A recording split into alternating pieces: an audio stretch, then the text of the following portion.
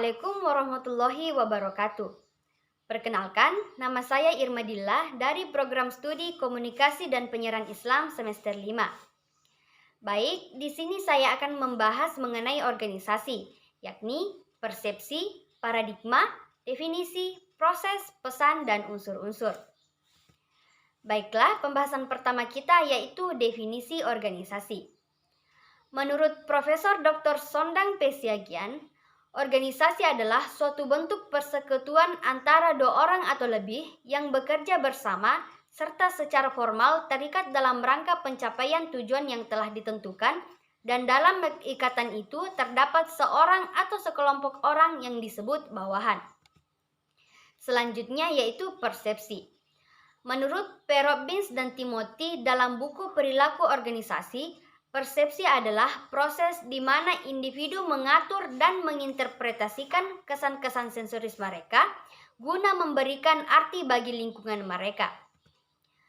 Ada beberapa faktor yang mempengaruhi persepsi.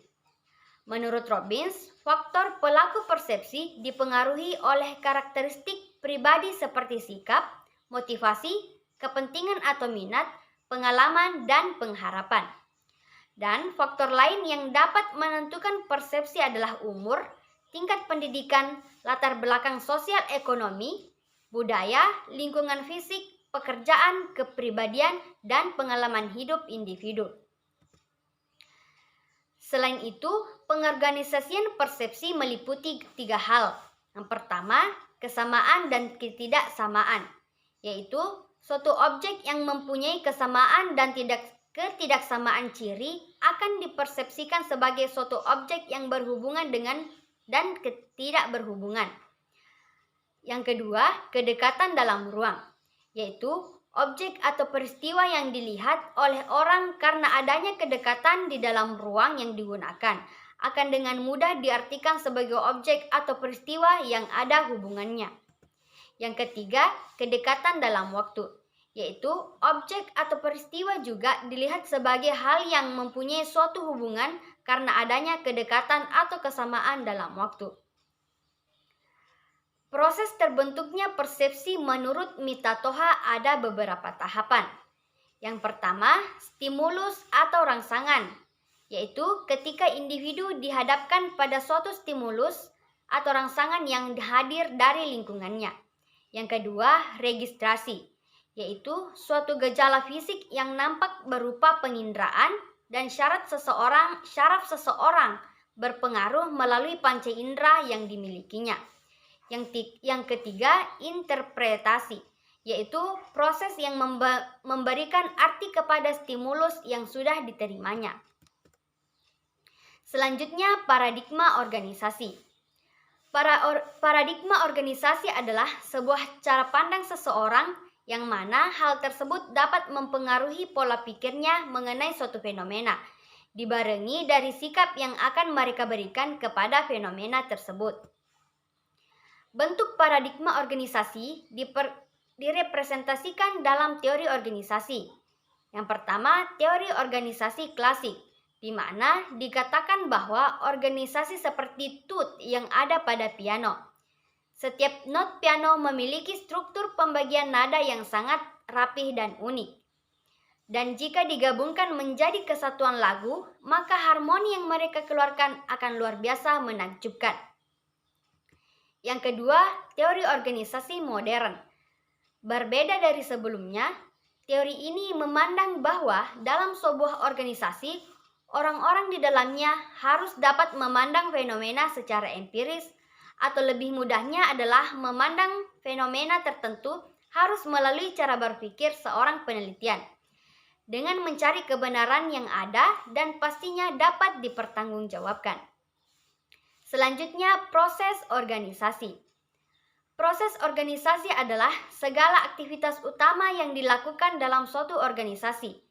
Proses organisasi itu berkaitan dengan interaksi antar anggota di dalam suatu organisasi dan dapat diartikan sebagai prosedur bagaimana anggota dapat saling bahu-membahu untuk membangun suatu organisasi. Proses organisasi merupakan jiwa bagi struktur organisasi. Jika proses tersebut tidak berjalan dan berfungsi dengan baik, maka akan menimbulkan suatu masalah. Nah, ada beberapa model-model dalam proses organisasi. Yang pertama, proses mempengaruhi organisasi. Setiap organisasi akan bisa mempengaruhi setiap anggotanya untuk melakukan hal yang terbaik. Proses mempengaruhi adalah suatu kegiatan atau keteladanan yang baik secara langsung atau tidak langsung mengakibatkan suatu perubahan perilaku dan sikap orang lain atau kelompok. Yang kedua, proses pengambilan keputusan, yakni kewenangan tanpa diskusi, pendapat ahli, kewenangan setelah diskusi, dan kesepakatan.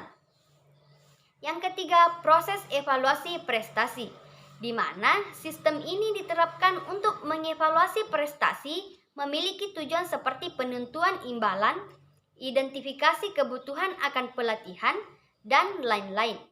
Yang keempat, proses sosialisasi dan karir, di mana kita dapat bergaul dalam suatu komunitas tertentu, maka disitulah proses sosialisasi terjadi.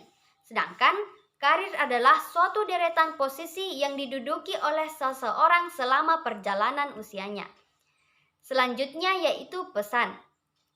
Pesan adalah isi atau maksud yang akan disampaikan oleh pihak satu kepada pihak yang lain. Pesan mempunyai fungsi dalam sebuah organisasi, dan para ahli telah mengidentifikasi persepsi mereka mengenai fungsi utama dari pesan dalam organisasi. Menurut Hunt dan Katz, ada 4 fungsi utama pesan dalam organisasi, yaitu yang berkenaan dengan reproduksi, pemeliharaan, penerimaan, dan pengelolaan organisasi. Redding mengemukakan pula bahwa ada 3 alasan pengiriman pesan, yaitu untuk pelaksanaan tugas-tugas dalam organisasi, untuk pemeliharaan, dan untuk kemanusiaan. Di sini akan dibahas mengenai 4 fungsi dari pesan, yaitu fungsi-fungsi yang berhubungan dengan tugas-tugas dalam organisasi, pemeliharaan organisasi kemanusiaan, dan pembaharuan dalam organisasi. Yang pertama, pesan tugas. Maksudnya adalah pesan-pesan yang berkenaan dengan pelaksanaan tugas-tugas organisasi oleh anggota organisasinya. Yang kedua, pesan pemeliharaan, yaitu pesan yang berkenaan dengan kebijaksanaan dan pengaturan organisasi.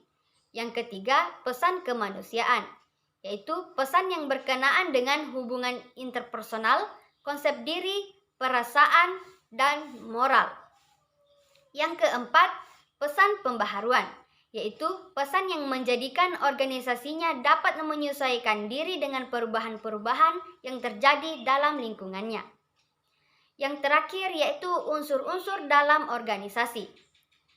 Ada beberapa unsur-unsur dalam sebuah organisasi, yaitu sebagai wadah atau tempat untuk bekerja sama, proses kerjasama setidaknya antar 2 orang, jelas tugas dan kedudukannya masing-masing, dan memiliki tujuan tertentu.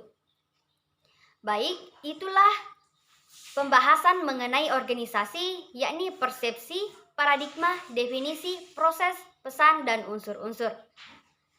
Semoga bermanfaat. Terima kasih. Wassalamualaikum warahmatullahi wabarakatuh. Fearless.